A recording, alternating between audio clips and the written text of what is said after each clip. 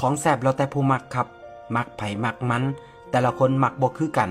มันก็คือความสุขที่คนเฮามีบ่ซ้ำกันนั่นล่ะครับ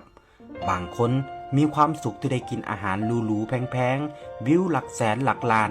แต่บางคนแค่ได้กินข้าวฝีมืออีพ่ออีแม่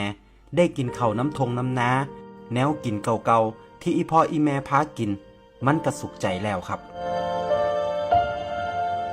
ต้นทุนวิถีชีวิตที่แตกต่างกันมันก็เฮ็ดให้คนเฮาสุขไผสุขมันว่ากันบ่ได้เฮาถูกเลี้ยงมาจากแนวกินแบบใดเฮาก็มักอันนั้นบ่แปลกหรอกครับบ่แปลกที่แนวกินบ้านเฮาสิซ่อนความทรงจำความผูกพันไว้ในนั้นกินไปคิดฮอดบ้านไปคิดพอสมัยแต่กี้แต่ก่อนคิดฮอดตอนออกไปหา